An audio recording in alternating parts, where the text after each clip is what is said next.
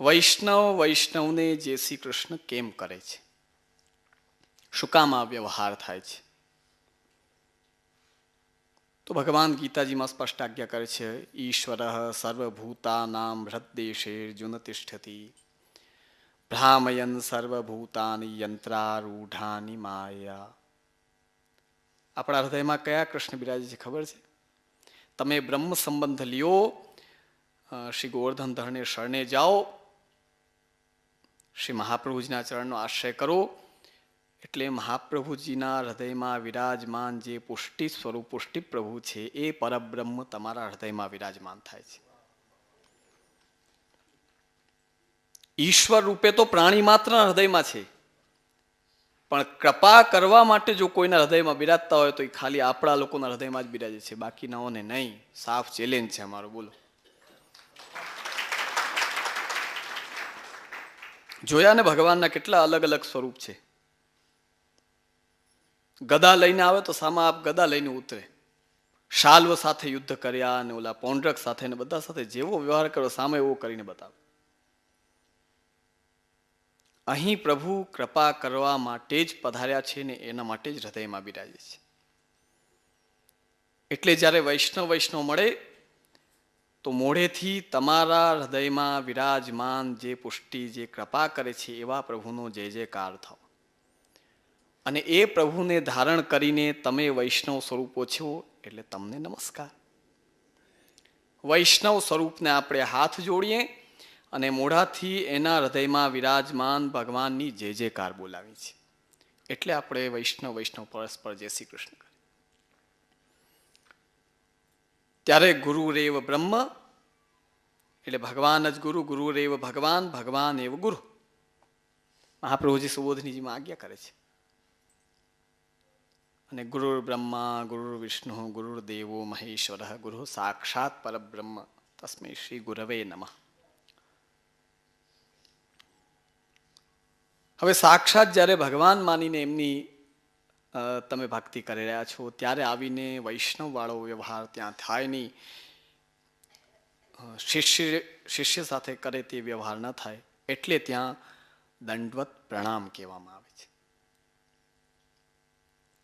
અને સાષ્ટાંગ દંડવત ઓરસા શિરસા દ્રષ્ટ્યા મનસા વચસા તથા. હવે ફોનમાં કરવું તો જો આ વચસા તથા કહ્યું, ઘણી વાર તમે આમ દંડવત કરો ત્યારે આમ ન બોલો જે દંડવત, ખાલી દંડવત કરો. પણ નિયમ એવો છે કે ત્યારે બોલવું જોઈએ. પણ એ દંડવતને આપણે ફોનમાં ટ્રાન્સફર કરી દીધી છે વૈષ્ણવોએ. રૂબરૂ મળે ને ત્યારે ખાલી આમ માથું નીચું કરીને દંડવત કરી લઈએ, બોલે નહીં. ઘણા બોલે જોજો, ઘણા સમય મળે જે દંડવત પ્રણામ કરીને બોલીને દંડવત કરે. આ સાચો પ્રકાર છે. પણ એને આપણે ધીમે ધીમે ફોનમાં જ ઠપ્પો મારી દીધો. પત્ર લખવો હોય ત્યારે હવે તો કેવો આનંદ થઈ ગયો, ફટ સવારને ઉઠો ને અડધી નિંદરમાં દંડવત લખીને સેન્ડ કરી નાખો, પછી આશીર્વાદ આવે ત્યારે ભલું. બીજું શું, સાવ સહેલું વાતાવરણ, બધું એટલો હળવો થઈ ગયો વાતાવરણ.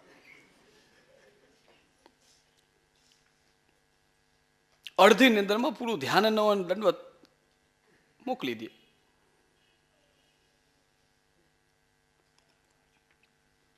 મનસા વચસા તથા જાનુભ્યામ.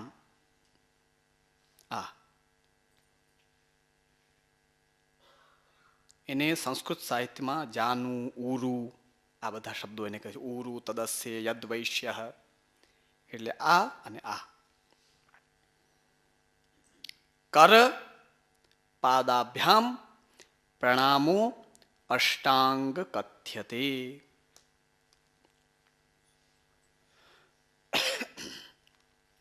આ 8 અંગ જોડાય ત્યારે પ્રણામ એટલે કે અષ્ટાંગ દંડવત તૈયાર થાય છે આખી.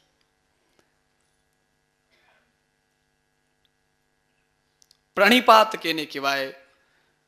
સંપૂર્ણ ઝૂકી જવું, સાષ્ટાંગ દંડવત કરવા. પરિપ્રશ્નેન સેવયા. પેલા ગુરુને નમસ્કાર કરો, પછી પરિપ્રશ્ન. એક આપણે કોકની પરીક્ષા લેવા માટે, બોલ આનું શું મતલબ થાય?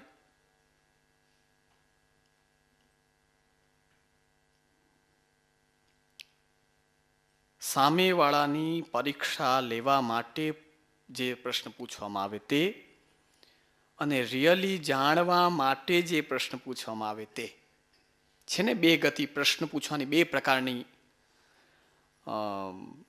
વ્યવસ્થા છે, બે પ્રકાર એના બતાવવામાં આવ્યા છે.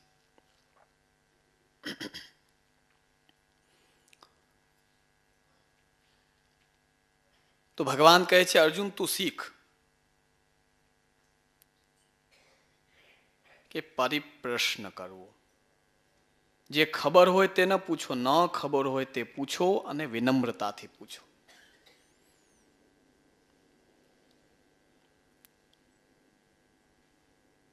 આને પરિપ્રશ્ન કહેવાય.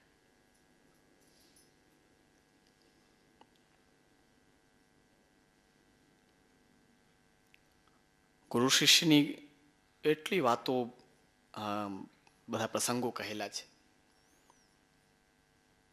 ગુરુની વિશેષતાઓ, એ પાછા પ્રશ્ન પૂછે શિષ્યને, એ તું કहीं સમજ્યો કે નહીં, તું જાણ્યો કે નહીં, તે આગળ વધ્યો કે નહીં.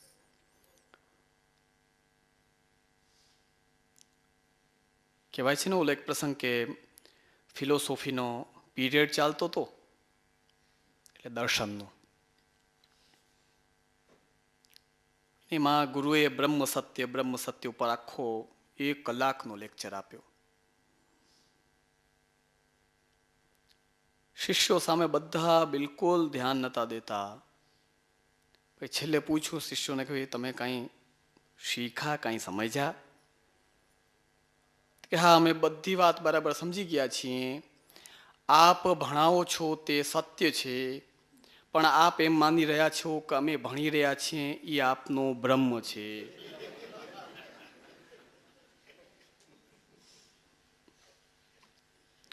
બ્રહ્મ સત્યની આ વ્યાખ્યા શીખા.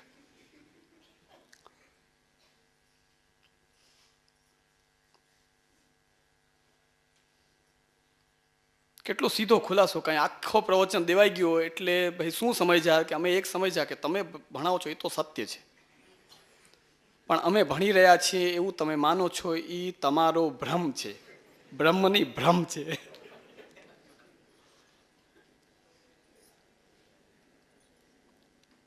તો ધ્યાન દેજો, પરિપ્રશ્ન કેને કહેવાય? ગુરુ પૂછે તે પરિપ્રશ્ન નથી હોતો, તે શિષ્યની પરીક્ષા લેવા માટે પૂછવામાં આવે છે કે જેનો અધિકાર છે ગુરુને.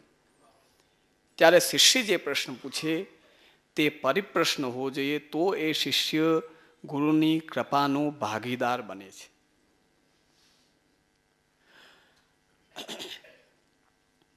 અને ત્રીજો પ્રકાર, સેવયા.